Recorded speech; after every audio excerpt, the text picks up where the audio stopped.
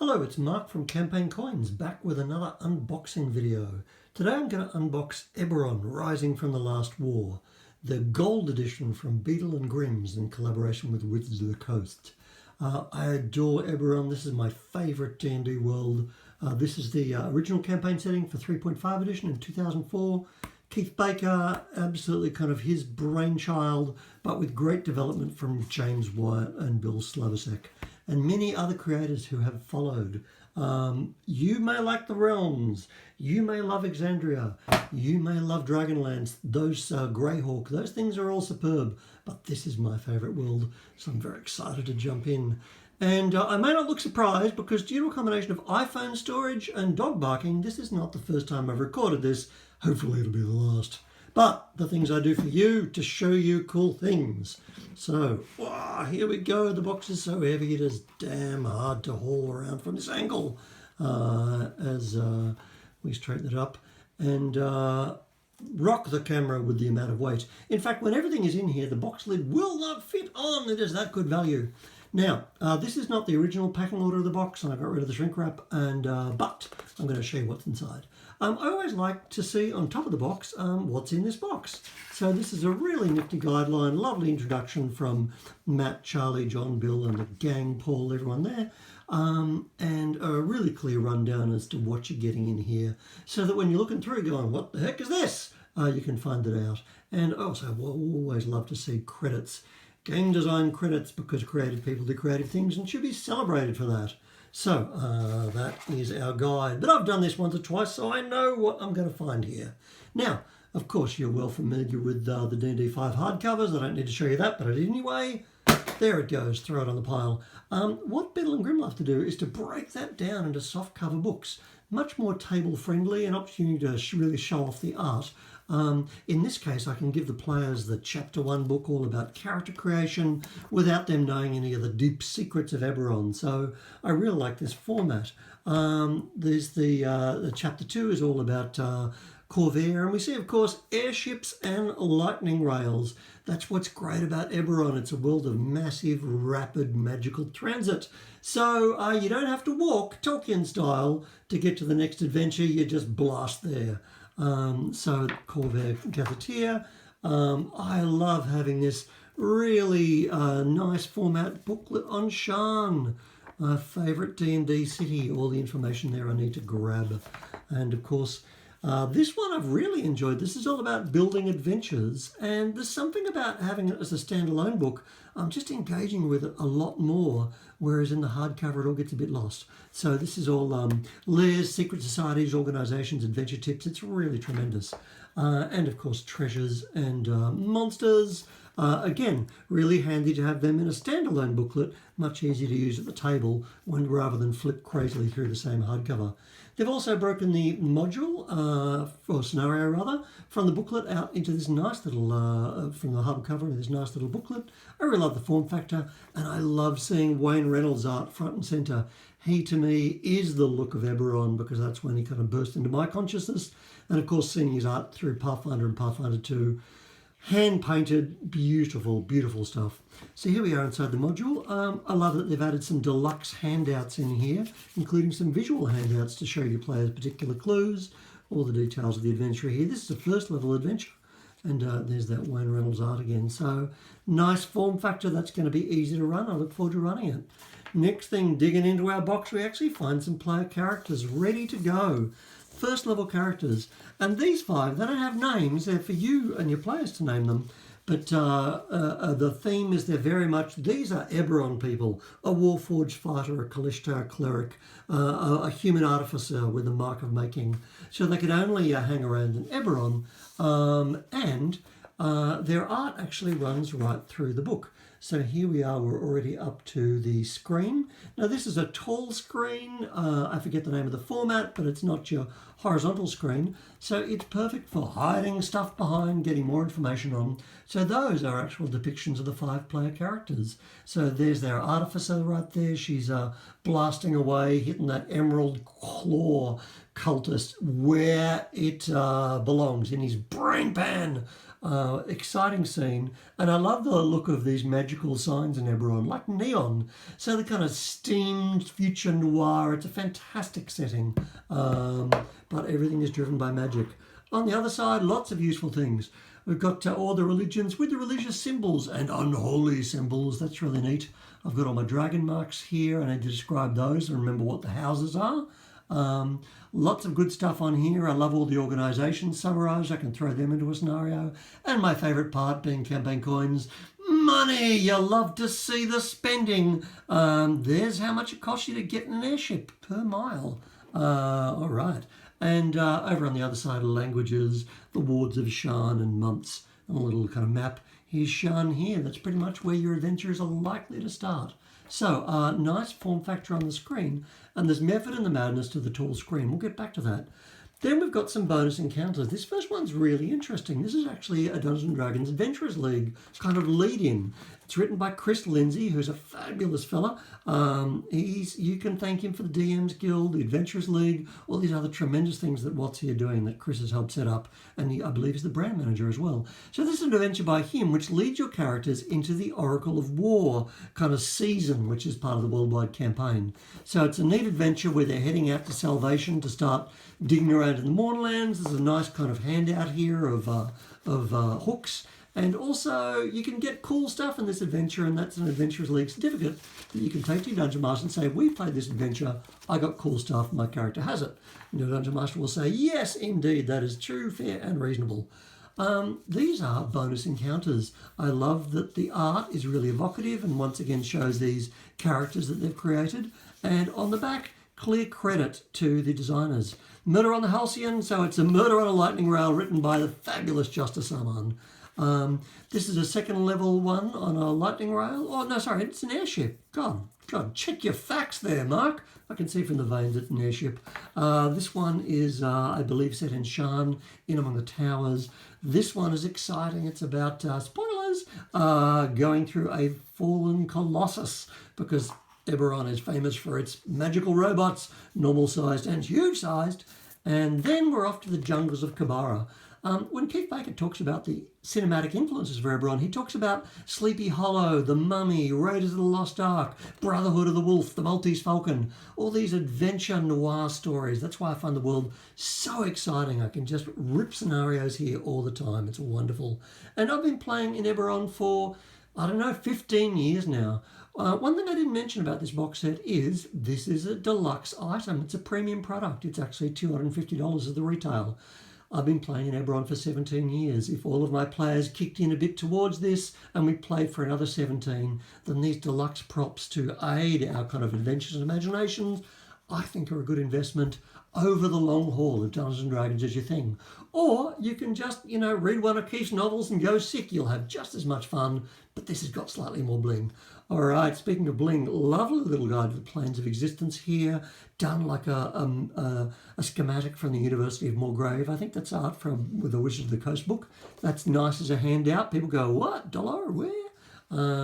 Because Shan is a nexus of kind of magical planes, so you may be hopping off to these places. Shan also is a modern city with newspapers. So here they all are. I love these handouts. The Shan Inquisitive, the Voice of Breland, the Corenberg Chronicle, absolutely chockers full of stories that are adventure hooks, adventure ideas, maybe a little bit of fake Eberron news, and all just like huge print, easy for everyone to read and kind of get the gist of it. Watch for falling drunks. That is indeed a problem in the City of Towers. So there's a whole bunch of these, and some of them have specific clues to some of the bonus encounter plots. Or the players might get really interested in something and well, that's the scenario I'm running next week. I've thrown it out there and they've taken the hook. Speaking of taking the hook, these are letters on fancy paper and beautifully written from potential patrons, people who are going to hire the adventurers. And speaking of patrons, we could talk about Patreon, where you can keep up with the work of Keith Baker. He's always doing Eberron things on Patreon. That's the real world. Let's get back into the fiction. So here are the academics of the acquisition department of Mulgrave University. Definitely shades of Indiana Jones right there. Here we have the Corenberg Chronicle. You work for the journalist. Get the scoop. Here we have the Silver Flame. Shout out to Crucible Redemption, the 14th level warlord Warforged Paladin Now campaign, and this very mysterious organisation here that may or may not exist, but perhaps the clue is Lantern. A little bit of deep lore there for you Eberron fans. Getting near to the bottom of the box now, but I've still got some more stuff to show you. This is a magnificent thing. This is all the monster cards and NPC cards. One of the things that Beadle and Grimm always say is, why have all this fantastic art in the books locked away where the players don't get to see it? And so they've created these wonderful kind of encounter cards with superb art on the front. And here's, again, Wayne Reynolds. Love Wayne's stuff. So this is designed to hang on the screen. That's why the screen is so tall, so the art can be really big. Players can see the visuals and they go, we are boned. And then you, on your side of the screen, you can see the stats and you go, yep, they truly are screwed. Let's go, roll initiative. So that is a really useful and practical thing to add to your table. Over here, we've got a deck of cards for magic items. Another, what I love about Beadle and Grimm is they are gamers, they plan their campaign all the time, they know what's useful. So these are cards with all the details of the magic items from the Eberron world. So if somebody finds a cleansing stone, you don't have to kind of slow the game down, you're describing to them, they're writing down the details, you just fang them the card, they know what it does, they attune, and we are back to the adventure. So those are those. This is hilarious. These are temporary tattoos, just for fun. This amuses the hell out of me. So these are all the dragon marks of all the dragon marked houses, and with a nice kind of, the same coloration you see in the rule book of this kind of, iridescent, shimmering, magical style. They're temporary, but hey, maybe for your gaming group, you can all rock down to the parlour and get them done permanently. You do you. I would certainly think these would be hilarious if we have some mad Eberron gaming weekend, because I think props and things are there to be used, not to be kept in mint condition. Get out and play. Speaking of props, I've saved, of course, being a campaign coins guy, the thing that excites me the most for last. These are the physical props from this gold edition box set. All right. Tragically, no coins. I love coins, and they do beautiful coins, Beadle and Grimm. But this is quite literally magical. These are dragon shards. My adventurers have been looking for dragon shards for more than a decade. So to hold some in my hand, beautifully sculpted, with transparency, with the exact coloration as described in the books. The ruby dragon shard for the Eberron dragon. Then we've got the gold dragon shard from Sybaris, the dragon above, and the deep blue and purple of Khyber, the dragon below, down in the deep depths. This also comes with a little bit of a cord if you want to wear them. So that is a neat prop. And the other thing which amuses me, this is the magic item. You do not want to leave your Shantire without the Featherfall token, because it is a long way down. Look out for falling drunks. So that is, as always with their props, beautifully done and a one-to-one match of what is in your character's hand. Now, we've reached the bottom of the box, but I have so many things to show you, as Pinhead would say. I'm going to show you the maps, which is why we've got this weird backdrop here, because I prepared them earlier so that you don't have to watch me unfold them. So the biggest map is the one I'm most excited about. I've literally wanted this for years. This is the best map of Shan ever done. And they've worked with Keith Baker to do this kind of deluxe version.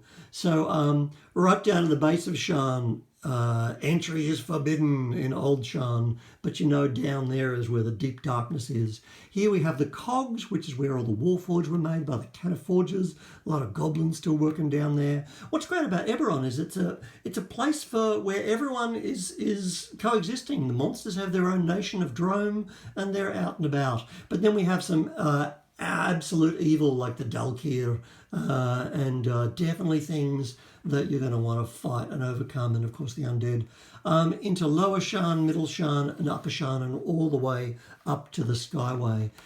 Full size, it's got the districts and their symbols over here, and all the dragon marked houses over here, because people are always saying, Jurassico, who are they again? Well, they're the house that arranges all the transport to get on your airships. So that is a fantastic, huge map. This is a very familiar map. In fact, it's from the Wizards of the Coast book, which shows the whole the whole planet, all the continents spelled out here. So, but in very kind of large size. That's a nice one. This is a new look at Corvair, once again working with Keith. And it's kind of existing within the fiction as Charlie God, I can't read from this distance. Gold someone, who's annotated the map of Corvair. So these are little snippets, little things to get your players excited. Wow, we should go adventuring here. Look at that. And of course we've got Shan down here, and here is the Mournland, the remains of Sire, the nation that was destroyed at the end of the last war, just 2 years ago. That's the fantastic and very tense post-war setting of Eberron. Now we're up to the battle maps. Those maps I've just described, they're kind of very shiny, high gloss, so the colours really pop. The battle maps are done on this really nice linen. They have a really lovely feel. This is going to see so much use around my way, just a nice map of sky bridges. And once again, you get the sense of the three-dimensionality of Shan, that if you fall off this sky bridge down to this one, and then you hit this one, it's a long way down. Have your fall token ready. So that's a nice generic battle map for Shan encounters. On the other side, in another life, I wrote for Chaosium and I've edited Horror on the Orient Express. So you know I love an adventure on a train. And here we have full-size train maps for a lightning rail done as a blueprint. That is fantastic. I'll be using that for sure. And that ties into some of the bonus encounters. Of course, we have a beautiful airship map, really done nicely with, we imagine the elemental ring going around it, which keeps it aloft. On the other side of that, we have where they dock. So the airships dock on towers atop the towers, and this is describing the station platform where the sky coaches and the airships come in. So we can see we'd have a fantastic adventure here trying to get onto a ship or to stop someone from leaving. Here we have a map of Kabara. This one, what I love about all the stuff we've looked at so far is this could only happen in Eberron. Here we have a jungle. Well, jungles are quite uniform among D&D worlds. Shout out to anyone who's currently down in Chult. Good luck with that. But they're actually rare as a battle map to get a nice jungle map. So even though not so specific for Eberron, this is very, very welcome and ties into one of those encounters. On the other side, we have the continuation of that Sky Coach platform, all the levels down. So put together, that is an absolutely huge two-part battle map.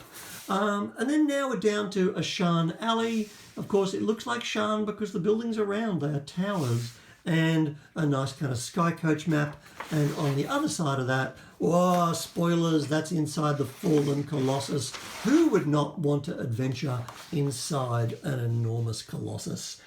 Shades of one of my favourite modules, of course, Castle Amber X2. So that has been my tour through all of the amazing things and amazing maps. Ka-thunk, thumps the table with the weight. It's a deluxe purchase. You're going to have to save up for it, but I'm so glad that I did. I look forward to using this. It's going to be fantastic paired with this brand new, look at this Eberron hardcover from Keith Baker. Look at that, Keith Baker under his own imprint, KB Presents. Got this on the DM's Guild as a print on demand. It's full of all kinds of Eberron secrets that Keith always kind of wanted to put in, but there was never quite a release that fitted. So tons more Eberron stuff in here that I'm kind of looking forward to digging into as this becomes my my main new 5th edition campaign. And all of these things, I guess, are a little bit of gift to me for making it through lockdown, being safe and well, and looking after ourselves, wearing masks, and looking forward to getting back on the table. Also going to be perfectly paired with this WizKids Sky Coach. So that is why I love Eberron, why I love this release. Disclaimer, Beadle and Grimm are friends of ours. We're working with them on the Pathfinder Chronicles, but I'm pretty happy to add this to my collection, and I hope that this tour has helped you as well. All right, I will see you at the next unboxing. Goodbye.